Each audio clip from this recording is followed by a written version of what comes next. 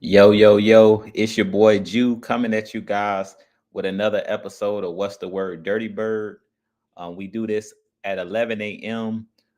Every Tuesday from like 11 to 12 or 11 to 12:30.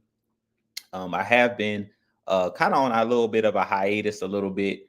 As you guys know, my wife is a teacher, so when they're out for the summer, I'm dad, I'm husband first, and also got an announcement for each and every one of you guys. So this summer, me and my wife actually found out. As you guys know, I have two sons, and we found out that we're having another baby. So my wife is actually having a baby girl this coming January. My daughter's due. So been a lot going on. Been very busy. But you guys, as you come in, please like, please share, please subscribe if you're not subscribed to the channel. But I'm super excited for this upcoming season. We're about a week away from the kickoff. I believe it'll be the Chiefs and the Ravens kicking it off. The defending champs taking on the Ravens in a rematch of the AFC Championship game. So Lamar versus Mahomes. So that should be very interesting next Thursday night. And then we have a double header Friday. I believe it's the Green Bay Packers taking on the Philadelphia Eagles, which is going to take place in Brazil. So definitely, excited that the NFL season, football season is here. The Atlanta Falcons is about 2 weeks away from our kickoff against the Pittsburgh Steelers. So in today's, show, a live show, I want to talk about our 53-man roster, kind of give my predictions on the 53-man roster. This was a really hard team to cut down to 53 men because we have a lot of talent in training camp. We had a lot of talented guys out there. So, of course, some players, for the ones that's going to get cut, a lot of dreams are going to be shattered. Today for a lot of players, when we cut down from 90 to 53, some guys have already been cut. But I'll definitely share my thoughts on this 53-man roster, kind of give you guys my thoughts. And it was, like I said, it was kind of hard to cut down when I got down to like the last, I'll say, 4 or 5 players. And I kind of give you guys what my thoughts are. But as you guys come in, definitely hit that like button, hit that subscribe button. I'll jump into the chat and say what's up to some of you guys. So far, I see Sonia in the building. She's the first one in the building to put a comment. What's going on, Sonia? And I see Georgia, Texas boy. What's going on, man? I appreciate you joining. He says, good morning. Good morning, man. And then Dre Murphy in the building says, good morning, everybody. How is everyone doing and feeling on this hot, nice, pretty Tuesday morning? Congratulations to you and your wife on y'all soon to be welcome, y'all baby girl to the world, bro. I appreciate that, man. Yeah, I'm excited. This will be my first baby girl, so I can actually say that I'm somewhat of a girl dad now. My daughter will be born in January, so I'm super excited. Me and my wife are both super excited. But I've been really busy. But I'll be giving you guys this Tuesday show moving forward. Now that the season is here, I'm gonna jump right in and try to give you guys my thoughts on the games and things of that nature. We'll recap the games. I'll give you guys my keys to victory and things of that nature as the season, begins. But you guys know how we do it over here. Maurice Martin, good morning, man. What's going on? I appreciate you joining me as well. And let's see here. So let's go ahead and get into this 53-man roster. I'll kind of give you guys, my thoughts on the 53-man roster. Let's get it pulled up here. So I'll kind of give you guys my list. So I have 3 quarterbacks making the roster: Kirk Cousins, Michael Penix, and then Taylor Heineke. Taylor Heineke is one of those guys where I'm not sure if he's going to make this team, but personally, I think that he did enough during the preseason, and because he's a veteran, I think that they're going to keep him on the team, especially after the last game that he played. He kind of stated that he really wants to be a part of this team during his post-game press conference after the last preseason game against the Jaguars. So I think this Falcons team, they're going to find a way to keep Taylor Heineke on this roster. but he's one of the guys that was on the bubble to me. So I'm not sure if he's going to make it. We'll know by 4 p.m. Eastern time when they cut this team down. But I'm definitely super excited to see if he makes the squad. But on my list, I have Kirk Cousins, Michael Penix, Taylor Heineke. So we're keeping 3 quarterbacks on the roster. At the running back position, I have it Bijan Robinson, Tyler Algier, Jace McClellan. And then personally, I want to see Carlos Washington make this team.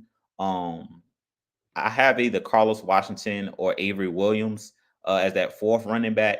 Personally, I think that Carlos Washington to me deserves to make the team.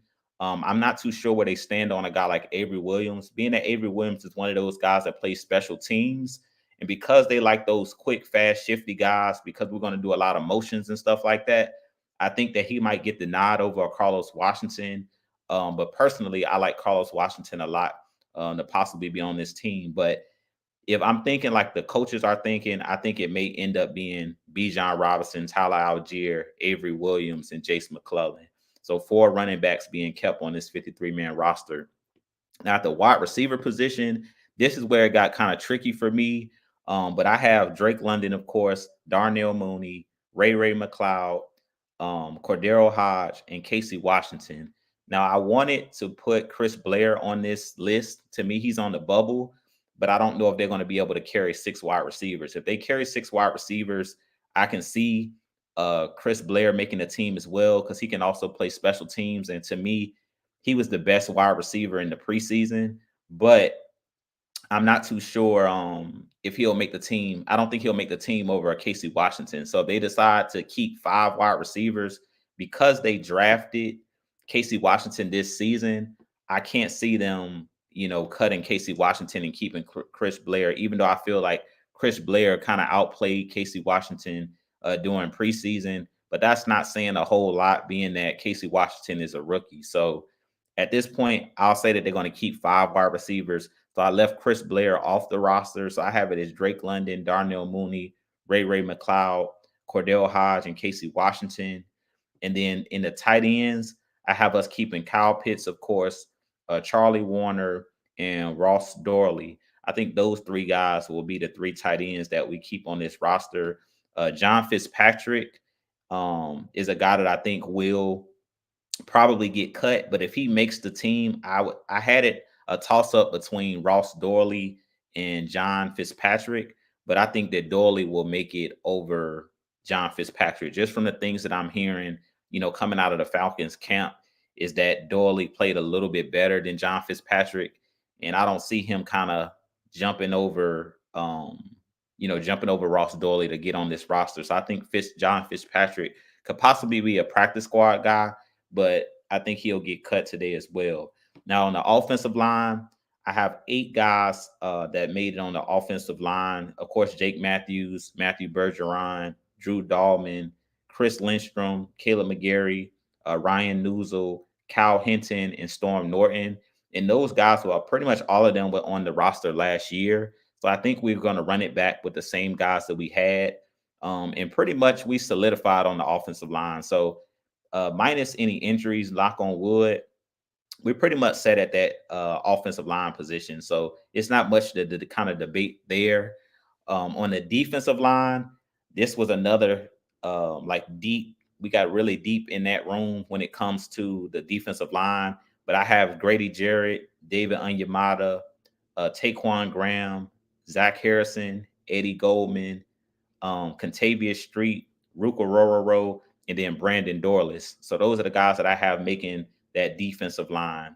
And that's pretty straightforward. I mean, we pretty much kept all of the guys, that's on that defensive line. I really feel like they're going to roll with those 8 guys. And then we have the outside linebacking group, which is Matthew Judon, Lorenzo Carter, Arnold Epicady, James Smith-Williams, and then D'Angelo Malone is a guy that I wasn't sure early in the week if I was going to actually have him, if I was going to have him listed on this team, just for the mere fact that to me, he didn't really do a whole lot on the defensive side of the ball. But then after listening to the Falcons podcast yesterday, they kind of talked about D'Angelo Malone was one of those guys that led the whole NFL in tackles on special teams. So after I heard that, I was like, well, he probably is going to make the team just as a special teams player. So even though he doesn't play a whole lot of snaps on defense, he's going to probably make the roster just based off of his ability to play special teams. So he's like one of those specialty players. So I actually have D'Angelo Malone making the roster after kind of doing my research. So I think he gets in on this team, on this 53-man roster, just based off of the way that he played in the preseason. He flew around and things of that nature on special teams. Now, inside linebackers, of course, we have Caden Ellis, Troy Anderson, Nate Landman, and then JD Bertrand, the rookie they call Captain America. So that's pretty straightforward. I mean, our linebacking core has kind of been set in stone. Basically, since training camp opened, I pretty much knew that group probably would, minus the injuries, that would probably be the four guys that makes the roster. So I definitely, that's the four guys that I have at the inside linebacking spot. Now at the defensive back spot, I have us keeping six guys. So AJ Terrell, Mike Hughes, D. Alford, Clark Phillips, Antonio Hamilton Sr., and then Kevin King. And this was another deep group. Natron Brooks was a guy that played really well during the preseason, all three games. He's a guy that I wanted to put on this roster. And if he does make the team, he would be one of those spots like if Taylor Heineke doesn't make it or if D'Angelo Malone doesn't make it, then it'll be a Natron Brooks sighting. He would be the guy that's going to make the team, I think, if one of those guys are cut. I really feel like Natron Brooks, the only chance he has of making the roster outside of being a practice squad guy would be if Taylor Heineke doesn't make the roster or if a guy like D'Angelo Malone is, surprisingly cut. Now, in the safeties, it's pretty much straightforward as well. Jesse Bates, Justin Simmons, Richie Grant, and then DeMarco Helms, who went down with an injury, but he'll be on this roster eventually when he's healthy. And then the same for special teams. The special teams is straightforward. Young Wei Koo, Bradley Pinion, and Liam McCullum. Those guys is pretty straightforward and been kind of set in stone as well. Even though Young Wei Koo did kind of struggle during the preseason, they haven't brought in any guy to compete with him. So at this point, we know that he's good until he started missing some kicks or something like that. Knock on wood. I'm not hoping that he misses any kicks, but if he misses some kicks during the regular season, then I could see Young Wei Koo, they possibly bringing in some competition for him. But at this point, his reputation, precedes itself. Like he's been one of the better kickers over the last couple years. So I think the Falcons are going to ride things out until he shows us different. But with that being said, you guys give me your thoughts on my 53-man roster. That's kind of how I have it shaken out. But I'm going to jump back into the chat because I know I've been going for a minute now. What's going on to Christy Lewis? She said, terrific Tuesday, Falcons fam. Most definitely. I appreciate you joining me as always. And let's see. And the wifey jumped into the chat. What's going on, baby? So this teacher read my wife. Yeah, I was telling them about the bundle of joy that we have coming, our baby girl coming in January. So I appreciate you jumping in the chat at work. Let's see here. DirtyBird for Life said, what up, Jew? What's going on, man? I appreciate you joining. He says, I'm excited for this season. We look really good on paper. That's right. We look good on paper. We're going to see what they do during the regular season. I really feel like this is going to be a really good Falcons roster. And we're going to talk about the Falcons expectations in a little bit. But I just want to jump into the chat and just take a quick look because I know I missed some of you guys. William Amy says, me too, ready for the season. Yeah, we all ready for the season to kick off. Let's see here. Sensei G says, what up, Jew? What's going on, man? I appreciate you joining me as well. And we got a Wolf sighting in the building. Wolf's, y'all definitely go hit that like and subscribe button for my boy Wolf, man. He does great content, Atlanta Falcons content. Y'all definitely go show him some love, man. I appreciate you joining me, Wolf.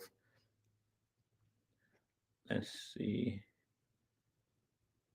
And Drake Murphy says, put Brooks on the practice squad. I hope and pray and wish no other team snatches him off the practice squad. Yeah, and that's my concern. I mean, with Natron Brooks, he probably will get signed by somebody, to be honest with you.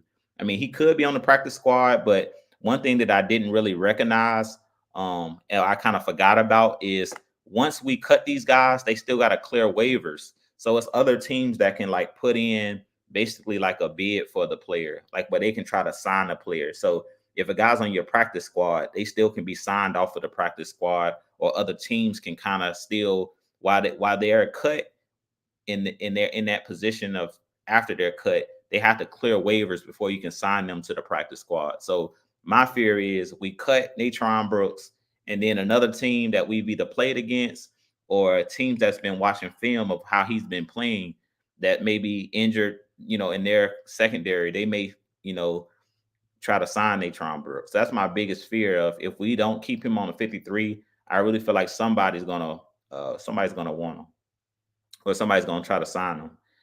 And Sensei says, "Congrats! I appreciate, man, the congratulations from everybody, man. We really appreciate it."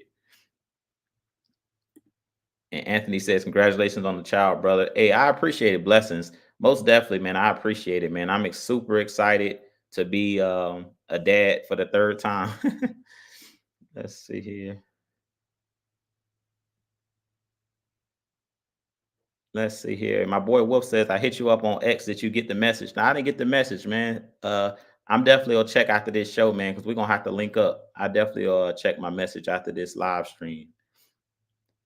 And my wife says, "Thanks everybody for the congratulations." Yeah, I mean, we appreciate each and every one of you guys. And that's the reason why we haven't been doing our podcast. As you guys know, me and my wife started a husband and wife podcast, the You and I podcast, where we talk about relationships, we talk about family, we talk about love, we talk about relationships, we talk about forgiveness, we talk about everything. So, like, if you guys enjoy laughing and having a good time and just talking about relationships, then y'all go subscribe to my You and I podcast. Me and my wife Amanda, we have my podcast over there, but we've kind of been on a hiatus over there as well because of the baby coming and a lot of different things, appointments and life happening. So we still want to get that thing back rolling as well. And let's see here. What Mamie says, "Congratulations, Jew." Hey, I appreciate that, man. And Draymond says, "You tell me that that's not your freaking Cowgirls jersey your wife got on in that profile picture just showed on your wife." Yeah, that's definitely a Dez Bryant jersey. I think she got on in that picture. Yeah, my wife is a diehard Cowboys fan. So yeah, that's definitely a Cowboys jersey that she has on in her profile picture. Let's see here.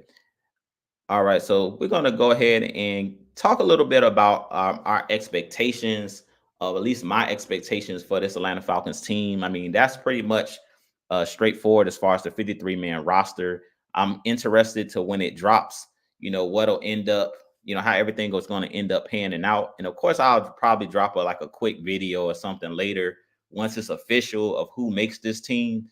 But I really feel like our team stacks up really, really well. Like we have a really solid team. Whoever makes this 53-man roster, this is probably the best roster on paper that we've had since our Super Bowl year, just to be completely honest. And this roster might be right up there, might be a little bit better on the defensive side of the ball based off of the names and the production that these names have. The guys like Matthew Judon, the guys in Justin Simmons and Jesse Bates. We have some all pros where in 2016, when we made the Super Bowl, we had a lot of rookies step up that weren't household names yet. Guys like Deion Jones, guys like Keanu Neal, guys like Devondre Campbell, Vic Beasley, Grady Jarrett at the time wasn't a household name. So this team, I really feel like you have the household name, you have the guys that pretty much we all know and love from other teams and things of that nature. So I really feel like this team on paper, as someone put in the comments earlier, is probably the best team that we've had. I'll say probably in since 2016. So that's been a long time, and we haven't made the playoffs since 2018, I believe. So it's been about 6 or 7 years since the Falcons have been to the playoffs. Since I've been doing YouTube, we haven't made the playoffs. So I really feel like this year, as far as my expectations for this team, I really feel like this Atlanta Falcons team this year will be a playoff team. I was actually in the chat with some guys that are NFC South fans of other teams. This was Sunday, I believe it was, and they were kind of trolling and talking trash and stuff like that. And they were kind of talking about Atlanta Falcons fans, that we're privileged and things of that nature, and that we're hyping this team up, and the media is pumping and hyping this team up. And personally, I completely disagree. Disagreed with them as we had our little chat on Twitter, or X, whatever you want to call it. And I basically kind of told them, like, if this was any other NFL team, based off of the names that this Falcons, we've added to this Falcons roster, this really is like a Super Bowl roster. This is a very, very, very dangerous football team. Of course, we still got to go out there and put it out there on the field and go out there and play the games. But one thing that I love about this team so far is guys like Matthew Judon. He talked about, we're going to let our pads do the talking. Like, this team, they know how good that they can be, but this team is not walking around like they've done anything yet. They understand that they have to put the work in. And that's what I talked about a little bit in my video that I did about Matthew Judon and Justin Simmons, is both of those guys, even though they're superstars, they kind of walk around like very humble. Judon talked about, I can't demand a new contract from Atlanta because I haven't done anything for the Falcons. They don't know what type of player I am. I haven't done anything in the black and red yet. And, Justin Simmons talked about him wanting to come to this team and being convinced by guys like Grady Jarrett, being convinced by guys like Jesse Bates and AJ Terrell, because those guys really want to win. And he talked about wanting to join a team that really wants to win. So personally, I really feel like this Falcons team is very dangerous. It's a dark horse team to make a deep playoff run. I can't say that they're going to go to the Super Bowl because we know that it's one game elimination. Anything can happen. We know that injuries can strike at any point. But just hoping for the best, if we're projecting out what I think that this Falcons team will do this season, I said 10-7 at the worst. I can see our record being 10-7.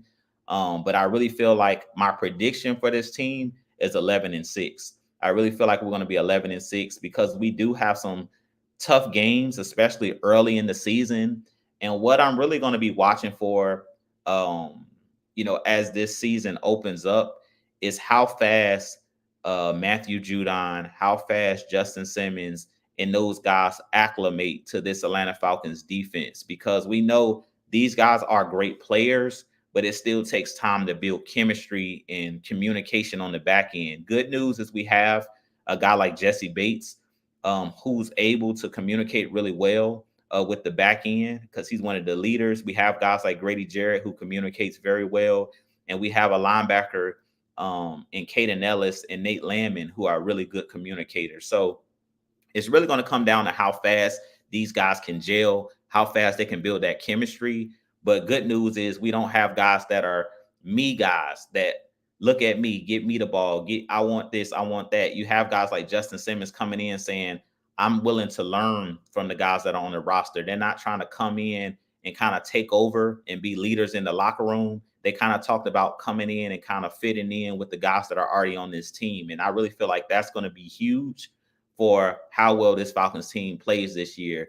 Is these guys, because we have so much talent, it's really going to come down to how fast these guys can gel and how fast, these guys can, learn the playbook and things of that nature and adjust to how each other plays. Because when you're rushing the passer and things of that nature, and I feel like we're going to be running a lot of exotic blitzes and running games up front, it takes time for guys to understand what the guy next to him is thinking, how he's going to, what is he going to do? And that's how you cover each other. So that's one of the things that I'm really going to be watching for early in the season, is how fast these guys can get acclimated. But with that being said, you guys can also drop your questions and things of that nature in the chat. What is y'all expectations for this Falcons team this year? Record predictions. What do you guys think our record's going to look like this year? Like I mentioned, I really feel like at worst this team will be 10-7. I still think that that'll be good enough to win the division. And I stated, even when I was having my my chat with the guys that were in on Twitter, I basically told those guys, the other content creators for other teams in the NFC South, that I feel like the Falcons are the most talented team in the division, and they lost it when I said that. But personally, I just feel like on paper, of course, we still got to go out there and do it on the field. On paper, our team is the most talented. The Saints, they have a really aging roster on the defensive side of the ball. They don't have a ton of playmakers on that defensive side of the ball. Tampa, they have experience, but they're another aging roster. On the offensive side, they have guys that are dangerous like Mike Evans and Chris Godwin and Baker Mayfield. We know what they can do, but on the defensive side of the ball, they lost a lot of pieces. They lost Devin White, the star linebacker, to the Philadelphia Eagles. They lost Shaq Barrett, who decided to retire. So they lost a lot of guys. They lost Carlton Davis, who was their number one corner, and they traded him to the Detroit Lions. So I really feel like a lot of the other teams are kind of in transition. The Panthers are another team that I think they're up and coming, but I really feel like they're not there yet. And I really feel like this Falcons team is kind of built to win now. And the Falcons have been very, very aggressive as far as bringing in playmakers, them locking up AJ Terrell with that big contract. I really feel like everything, is right out in front of this team. Um, and I'm definitely excited, like I said, to see how things are going to pan out. Of course, like I said, it is all on paper. So we still have to go out there and play the games. It's not going to be given to us. And we seen last year with us losing to teams like the Arizona Cardinals, losing to teams like the Minnesota Vikings. Last year we underachieved, but I really feel like this team is a totally different roster. Like we've kind of overturned the roster as far as adding more depth as far as the star players, the guys that can make an impact. We added a lot of playmakers, and I really feel like that's going to be the difference in winning games. As they say, big time players make big time plays in big time games. So I really feel like you're going to see the Justin Simmons effect. You're going to see the Matthew Judon effect of the way that these guys make plays when they need to be made in crucial moments when we haven't been able to finish games. And Christy says, why would we get hyped up for our own team? That's crazy. Why is it not expectations for us as if other teams fans? Exactly. I agree. Like I completely agree with you, Christy. I told them the same exact thing. I mean, if this was any other team, as we know the Saints were going after Justin Simmons, if they would have paired Justin Simmons with the Honey Badger, we would have heard about it on Twitter. We would have heard about it all in the media on ESPN, all of the four-letter networks. We would have heard about it on FS1. So being that it's the Falcons, they just want us to kind of be quiet about it. But I told them the Falcons fans and the Falcons just in general have a lot to be excited for. It's the reason why the tickets, season tickets sold out this year, and that's because the fans can sense how well this team, how well this team has been put together, and they can see that the Falcons are really, really serious about getting this thing right. So, and getting this thing turned around. So I really feel like this Falcons team, the expectations for this team this year is the playoffs, not necessarily winning, multiple playoff games. To me, the expectation is getting to the playoffs. If you win the Super Bowl, hats off to you. I definitely feel like this team should have expectations in that locker room to win a Super Bowl. But as far as the fans, I've tempered my expectations to just the playoffs because we haven't been in the playoffs in over 6 years. So I really feel like getting and winning the Super Bowl,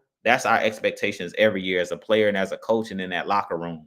But realistically, I really feel like it's nobody standing in our way. In the NFC, it's wide open. I mean, I feel like we can compete with the Eagles of the world. We can compete with the Packers of the world.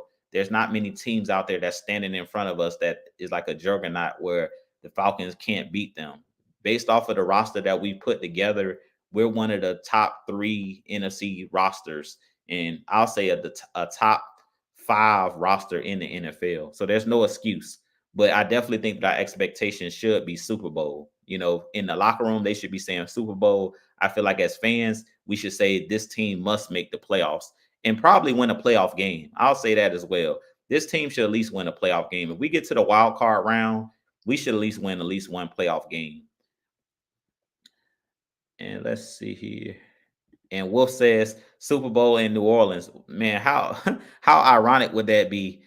The Saints fans would be sick if the Falcons won the Super Bowl, went to the Super Bowl in New Orleans and won their first Super Bowl in their building.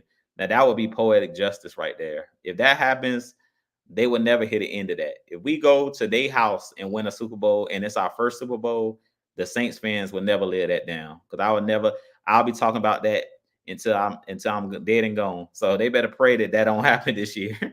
They're gonna hate me.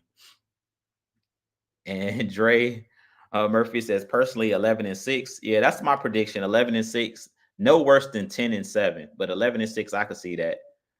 And my bro Mad Mike's in the building. What's going on? Y'all hit that like and subscribe button for my boy. I appreciate you joining me. He said, Juju, what's going on, man? Georgia Texas boy being bold with it. He says 18-3 final record prediction. Yeah, that's tough. Yeah, that's tough. Doug says, Jude, what's going on, man? I appreciate you joining me, man. And y'all see my bro Mad Mike says he's going live after me. So y'all definitely go and y'all hit that like, hit that subscribe button for my boy. Y'all definitely go over to his channel after this show. He's going live as well. So y'all definitely go support my boy Mad Mike. I definitely probably jump in the chat and say what's good and hear what he has.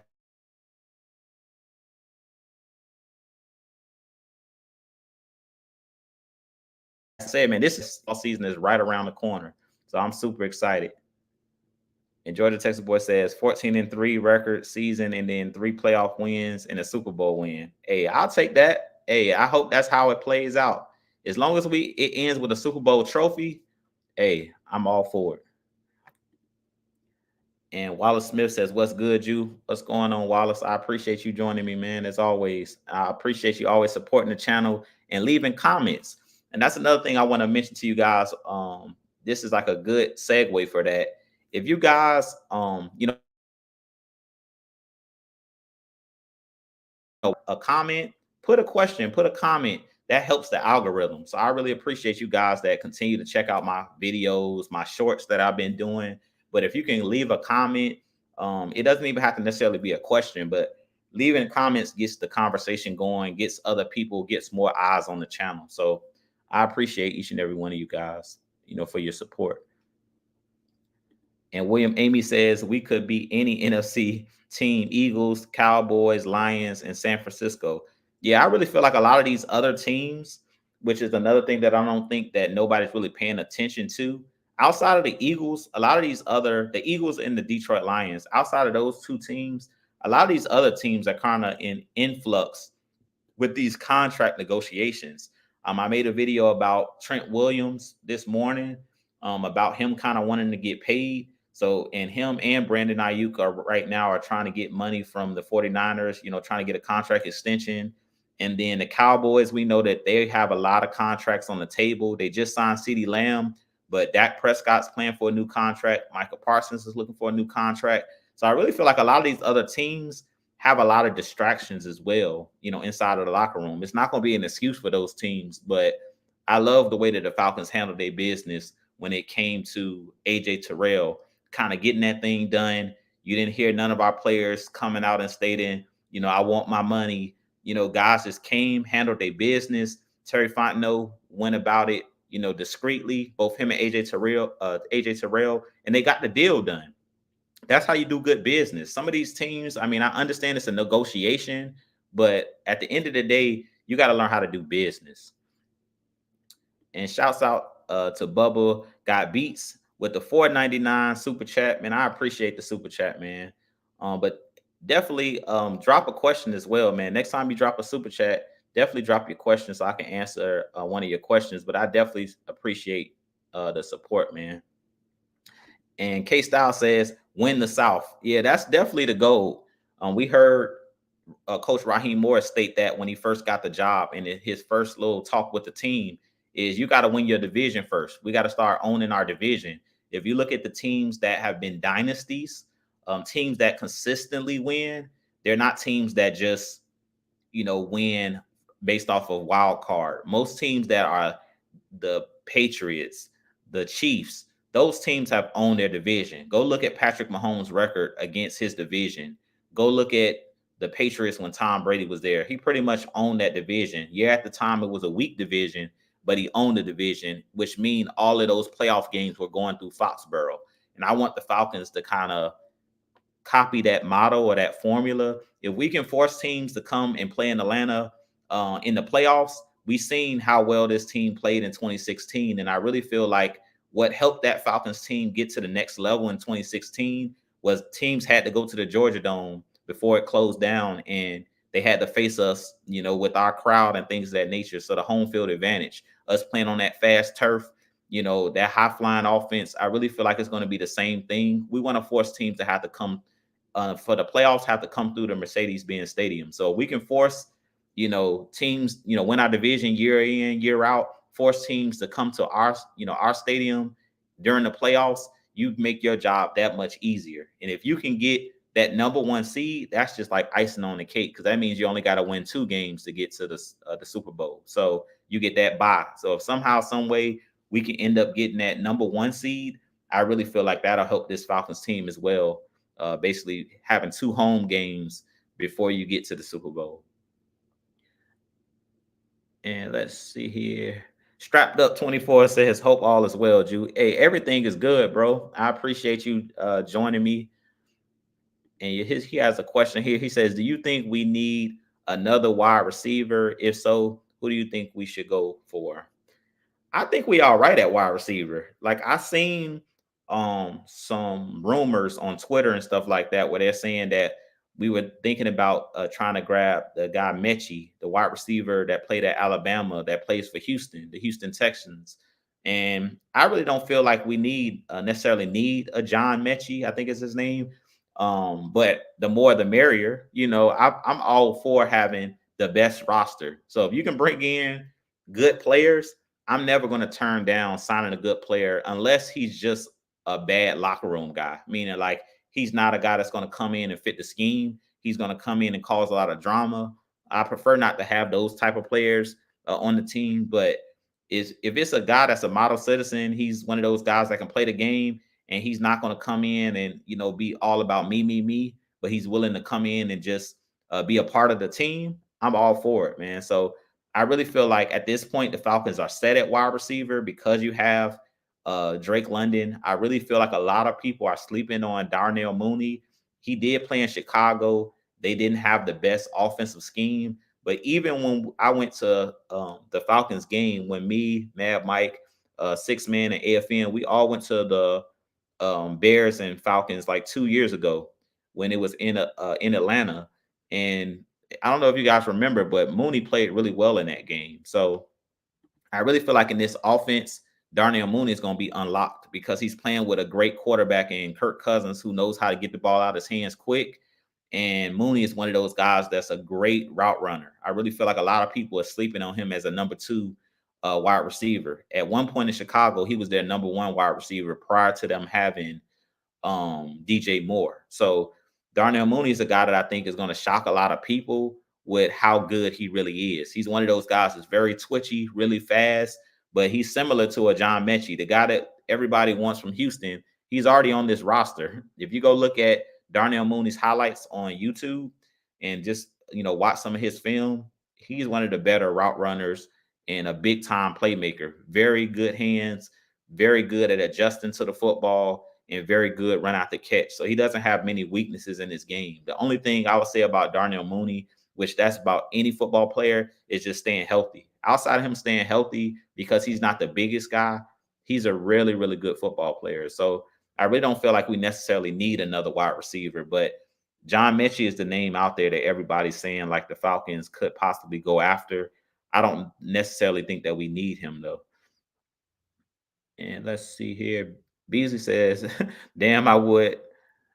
KKK and Vito.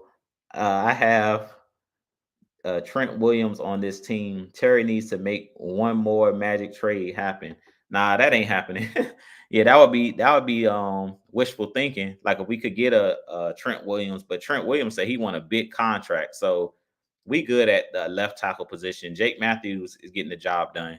But I really feel like the 49ers are going to be in trouble if they can't get Trent Williams signed. And if he's not there by game 1, they're going to be in trouble because Trent Williams is one of those guys that you guys know I'm big on the trenches, not just the defensive side of the ball, but the offensive side of the ball. If you can't protect Brock Purdy, and if you can't open up those, those different holes for Christian McCaffrey in the run game, they're gonna be in trouble. And the left tackle position, that's not one of those positions, um, where you want a hole in. You don't want to have a bad player playing that position. You don't want to have a bad left tackle covering the blind spot of your quarterback. That's a must. You got to have a good left tackle. If not, you're gonna have to chip. You're gonna have to slide protection. You're gonna have to do a lot of different things. And Trent Williams is one of those guys where you can just put him over there and say lock up the best pass rusher, and he can do that game in and game out, no matter who you're talking about. You're talking about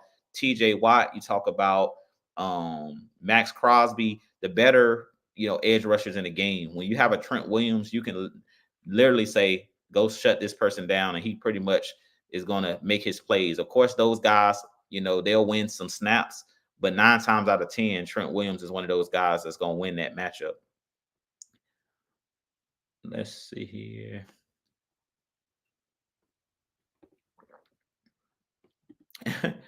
And Christian says to K Styles, live facts, beat the Aints twice. Yeah, I think we will beat the Saints twice this year. But I mean, at the end of the day, as long as we win the South, I don't really care how this team get it done, whether it's sweeping the Saints. What would be really good is if we can sweep the whole division. That would be something to talk about. I can't remember the last time that may have been done, but if somehow we can sweep the Saints, sweep the Panthers, and sweep the Buccaneers, that would be like that. They wouldn't have nothing to say if we could do that. So that would be very interesting. But of course, we can't stand the Saints. So at the end of the day, I really feel like the Saints are not even our biggest competition in this division. I really feel like it's Tampa. Everybody been sleeping on Tampa for the last couple of years, but I really feel like Tampa probably will put up the more of the fight. Even though the Saints are our rivals, I really feel like Tampa, they're the team that's most prepared. I really feel like to give us, challenge us for the division.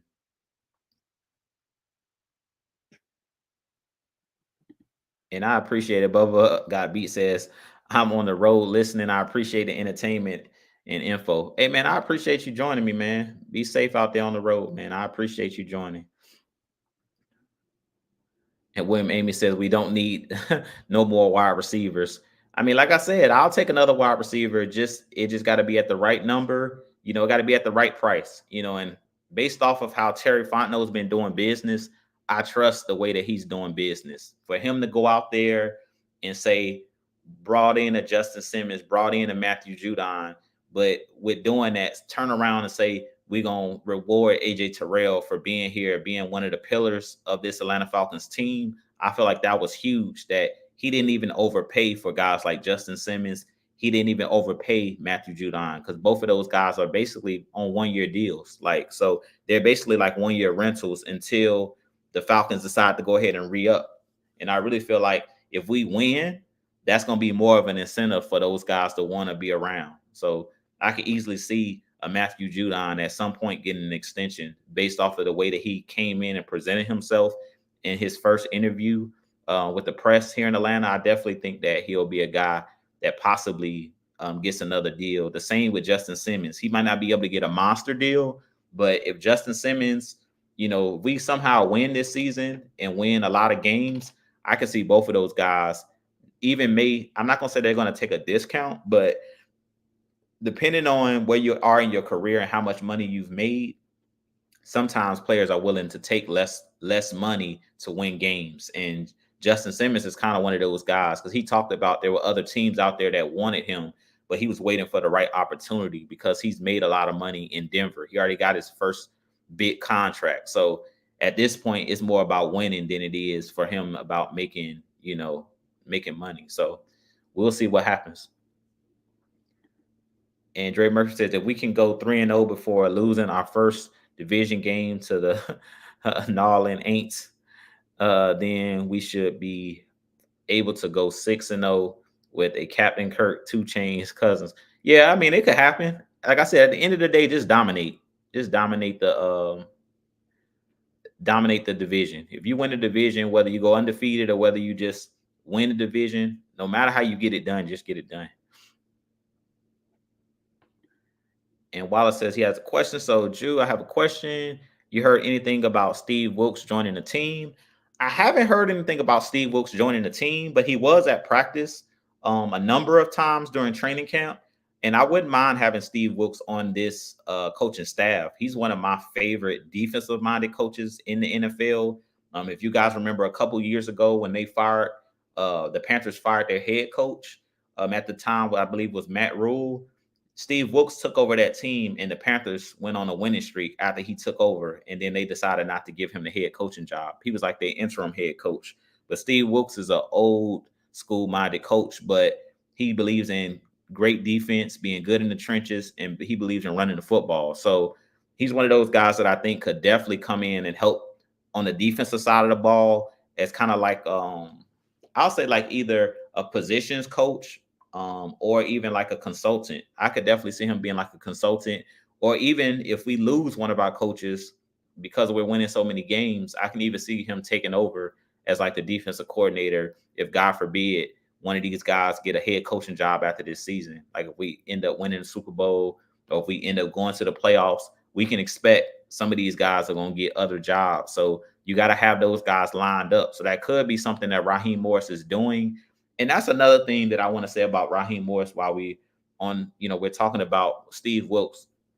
One thing that I like so far about Raheem Morris is he doesn't mind talking to other coaches, bringing in other people and getting their opinion.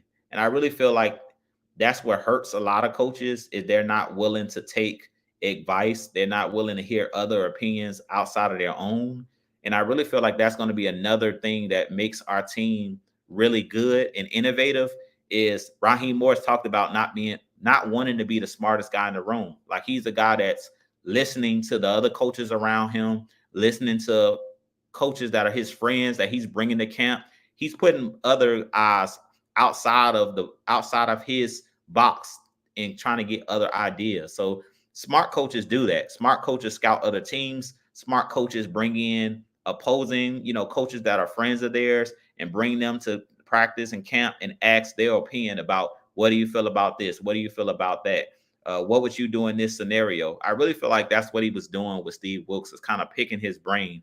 I don't necessarily think that he had Steve Wilks here to be on the coaching staff, but I believe that that's one of his close friends. So he probably brought him to camp so he can kind of pick his brain and get advice, which is smart. So I definitely love what Raheem Morris is doing as far as in camp. We've seen him bringing guys like Roddy White was out there, former players, Jonathan Babineau. You were seeing different guys, former Falcon players, former Falcon coaches, guys that he's coached with in the past, or guys he had relationships with in the past. He was bringing them to camp, bringing them to practice and getting their opinions and things of that nature. So I just think that that's just smart. And let's see here. And Dre Murphy says, but Coach Unchained said on one of his shows, we already got Hunter Renfro on this team. I guess he is talking about Casey Washington. He didn't say exactly whom, though, bro. Yeah, I'm not too sure. I didn't hear what Coach Unchained said, but shouts out to Coach Unchained. Y'all go over and hit that like and subscribe button for him. I believe he's on his way to 500 subscribers. So y'all definitely go over there and get his channel monetized, man. But he definitely has great football knowledge. He's been coaching football for a really, really long time. So he's very knowledgeable. One of my guys, guys that I look up to as far as football knowledge.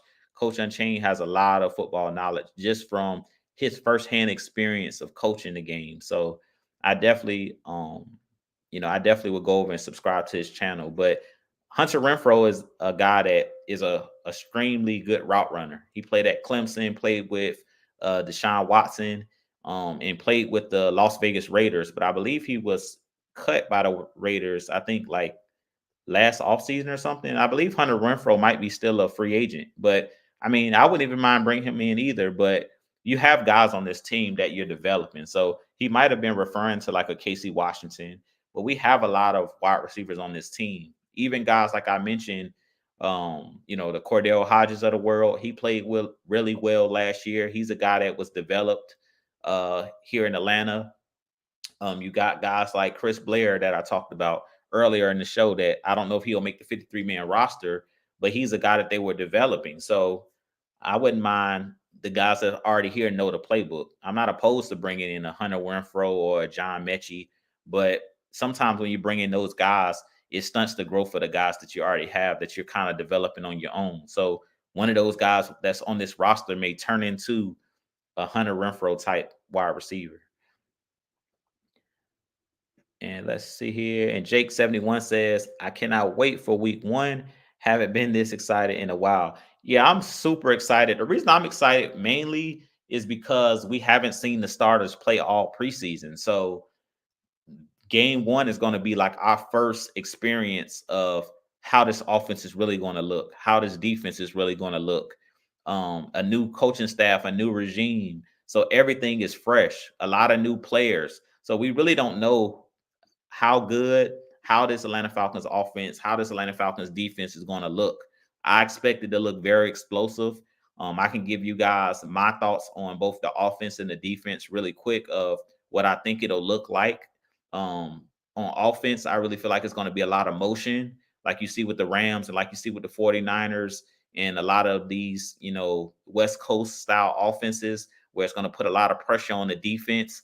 And I really like how the West Coast offense and how these young, innovative minds, guys like Zach Robinson, guys like Kyle Shanahan, guys like Sean McVay. I love the way that they use motion to kind of take the defense, catch the defense off guard and make their job a little bit more hectic. And what I mean by that is they're basically just trying to disguise things. So a lot of the times when you see the Rams play or the 49ers play, and I feel like our Falcons play this year, the offense really is not that complicated. It's just the window dressing that makes the plays look more complicated, and it takes away the eye discipline of the defense. So on defense, all 11 guys have a responsibility that when you run a lot of motion, you have to communicate with the other guys on defense who you should be covering on this play, what zone you should be covering. And I really feel like this offense is going to catch a lot of defenses off guard, and it's going to kind of keep them off balance because it's going to be a lot of running, passing, a lot of plays that look similar but are different. And that really throws the defense off and keeps them off balance, which makes defenses be less aggressive and kind of puts the defense on their heels. So I really feel like it's going to be a lot of quick passes, a lot of drag routes, a lot of crossing routes, like across the field with guys like Mooney, these faster wide receivers.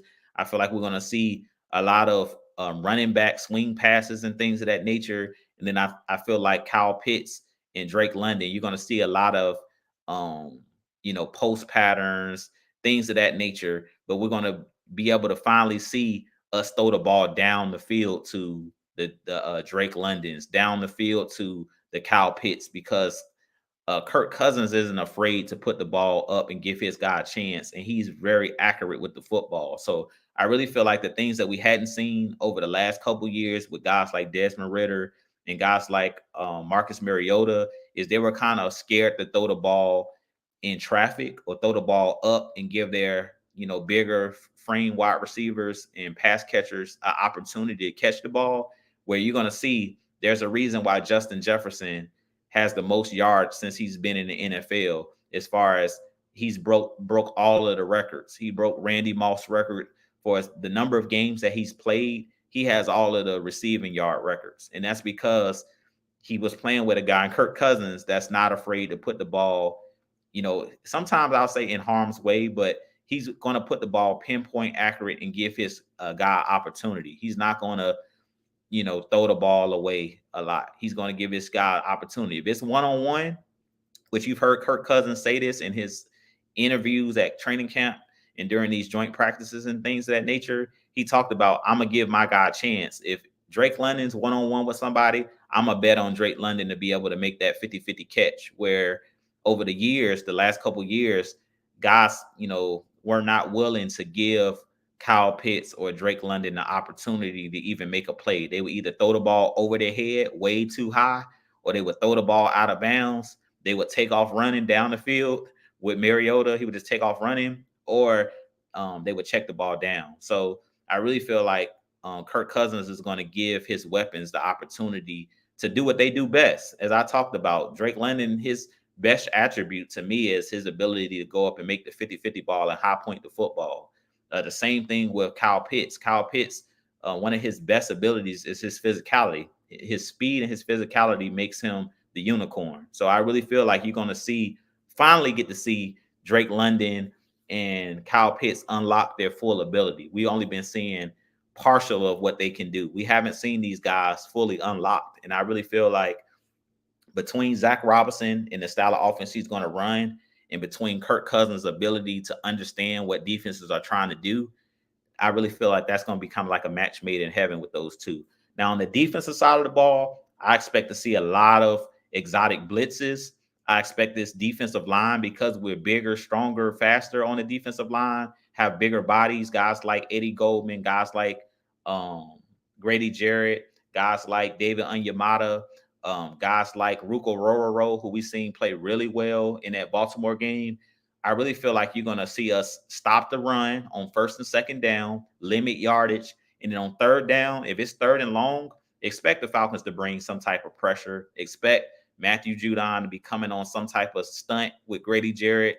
Expect us to live in the backfield on the defensive line, and expect a lot of exotic blitzes. Expect a lot of zone coverage. I don't really feel like this Falcons team is going to play a whole lot of man-to-man. Only on certain situations. I really feel like it's going to be a lot of zone coverage, eyes on the quarterback, where guys can try to, pick the ball off, because we got a lot of guys on this defense that are ball hawks between, Bates, between Simmons and the back end. And then now you have guys like Clark Phillips, who's shown that he's a ball hawk.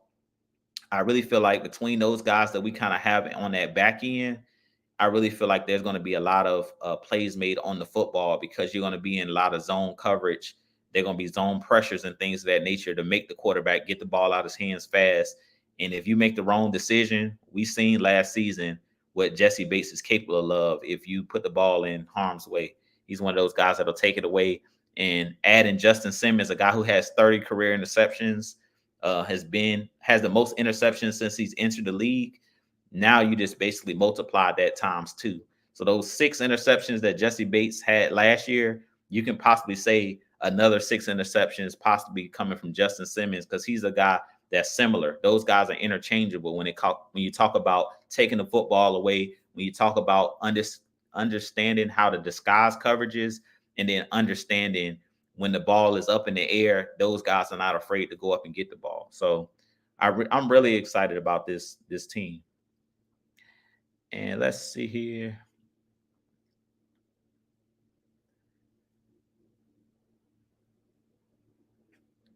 And you guys can drop your if you have any other questions, drop your questions in the chat.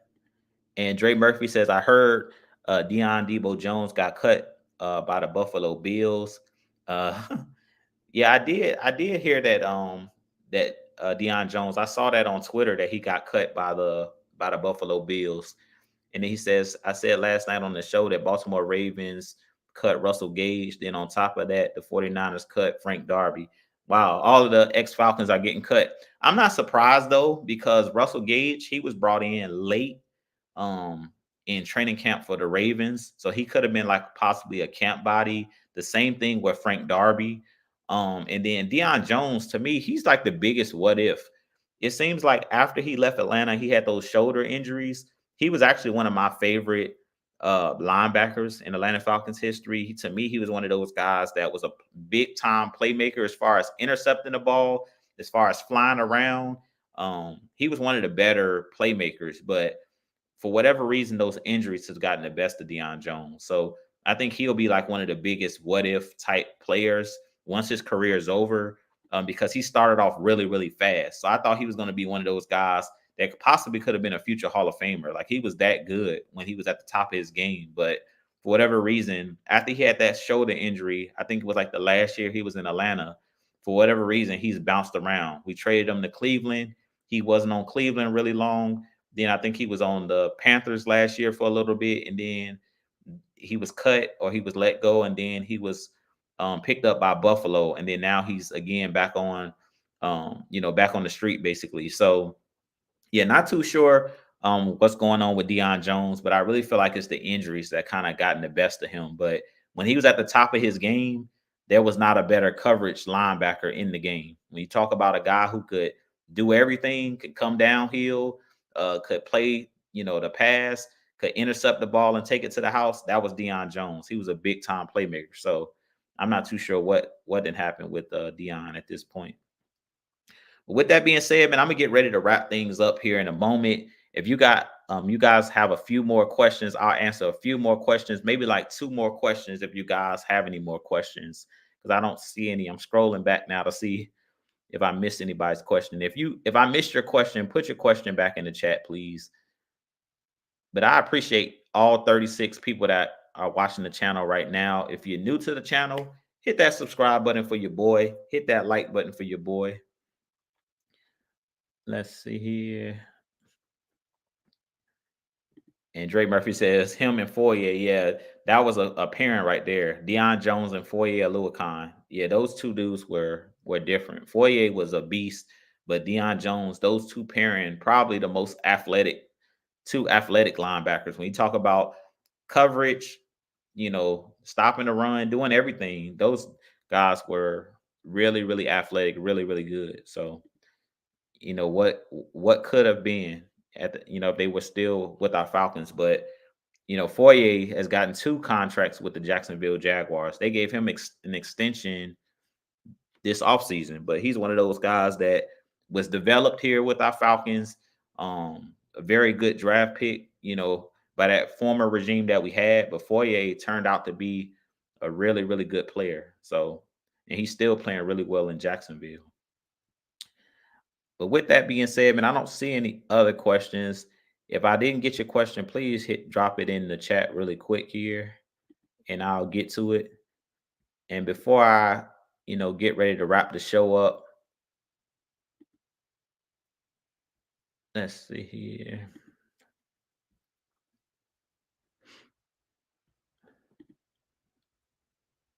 Y'all, please like, share, and subscribe to my channel. Please go over to the Heavy Hitters Live channel as well. Hit that like and subscribe button. We usually go live on Wednesday nights around 9:05 Eastern time. So if you guys enjoy not just Falcons football content, but if you guys enjoy food, because we know that Don is always going to talk about food and Michigan football. And if you enjoy just great great conversation, if you enjoy great laughs, definitely go over and hit that like and subscribe button on the Heavy Hitters Live channel. We've been having a lot of guests on as well, so you guys definitely hit that like and subscribe button there on our on that channel, the Heavy Hitters Live channel. And as you guys know, as the season begins, we also be doing our live shows. So you guys know after the game, we go live after each game on the Heavy Hitters Live channel to talk about the recap from the game. So you guys definitely make sure you stay tuned for that as well. But with that being said, I don't see any other comments. But with that being said, I thank you guys for joining me for another edition of What's the Word, Dirty Bird. You guys make sure you go over to Mad Mike Sports channel. He says he's going live after my show. Y'all definitely go join him over there.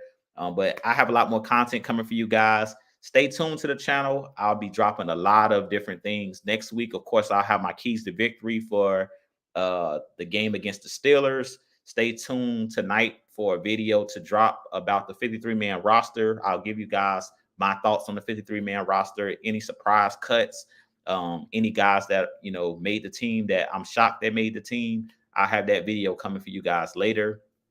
But as always, Falcons Nation, rise up, be blessed. Enjoy the rest of your Tuesday. Have a great week. Peace.